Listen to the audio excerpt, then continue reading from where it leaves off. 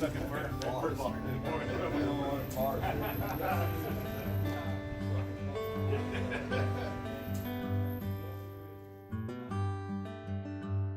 Ed, thank you for taking the time with us again today. We always appreciate you and everything that you do for Golden's Cast Iron. But we're happy to deliver your pallet of our new hand-selected LumpCharcoal, and we know that you've used it before, so we love everything that you do on our cookers, and so we're really interested in hearing your thoughts on our LumpCharcoal. Yeah, well, it took a little while to get it, so I'm really glad to get, I'm glad to get it. But yeah, I've been cooking on it a bunch, and I was telling Todd, a friend of mine used to bring me mesquite from Texas when he came through from Mexico. He was a missionary down there, and I learned that too much mesquite is too much mesquite. But y'all got the good combination of that good sweet mesquite taste. It's not overpowering, and the heat from the oak. So that's how I would have blended it. Yeah. You know, after 40 years of cooking, that's how I would have done it. So thanks for saving me the trouble. But it's a good blend, a good smell, good taste, good heat. Excellent. Thank you. Well, tell us what you think about that divider plate also you got up there on that table. Yeah, this is one of my favorite things, and the sear plate that's in there, but I use this a lot, and put all your charcoal over here, you get totally indirect heat. And then if me and Carly want to split a steak, I can put that much charcoal on this side, and I can cook on this side of the grill without having to heat the whole grill up, especially if I'm going to cook a piece of fish that's going to cook for 3 or 4 minutes. Yeah. So, but also just dividing the grill in half, being able to cook a pork tenderloin or a beef tenderloin totally indirect heat, and just rolling it over onto the hot side of the fire is magic. Excellent. Well, tell us some of the fun things that you've been cooking on your cast iron cooker lately. Well, we've done the triple stuffed pork tenderloin we've done, where we cut it in half and stuff it and stack peaches and garlic, olive oil, and another thing that I love to do is stack these grapes up, and it gives you a good way to cook hot up top without burning the bottom.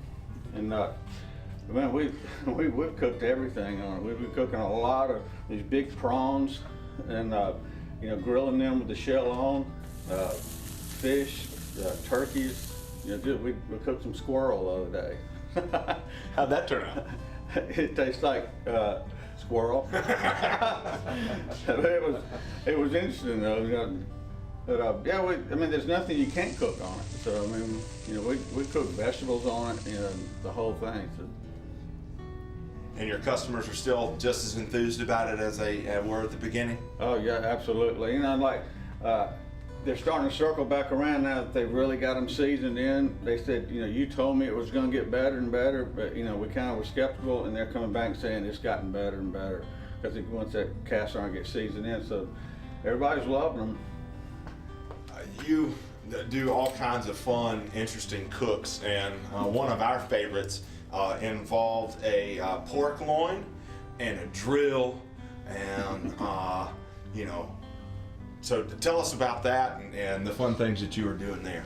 Yeah, that was a fun one. You know, when men have pork loins, drill bits, and auger bits, and it's a fun cook. But they just took a pork loin that was about that big and laid it on the counter, and took an 1¼ inch auger bit and drilled 2 big holes all up in that pork loin, and then just started stuffing garlic, cloves, cream cheese, jalapenos, other kinds of cheese, and then I took the cap of a jalapeno and plugged the holes with a toothpick, and then we started wrapping it with bacon. We stacked it with apples, used our red apple balsamic vinegar and some garlic oil, and topped it with bacon. So it was kind of like a pig, apple stuffed pig pork loin. I don't know what it was called, but it was a lot of fun. Oh, that's great. So Ed, some other notable things about our charcoal bag that, you know, because it's the premium hand lumped and because it's mesquite and oak, tell us how it differentiates from other brands as far as how much ash it makes, the cleanup, and just what you like about that.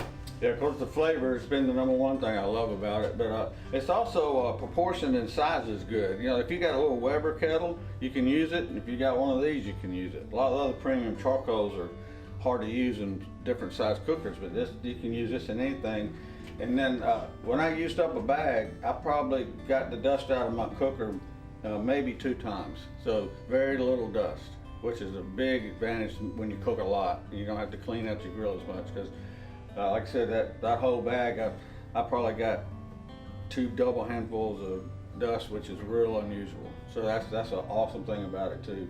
And it'll get as hot as you want. I seared some tuna steaks at 700, and I use little charcoal chimneys. I use one of those to get that grill to 700 using the divider plate. So it's real efficient, and it'll burn a long time, and you get that much ash. So like I said, if I was going to develop charcoal, this is what I would have developed. So that's the only best testimony I can give it is done right.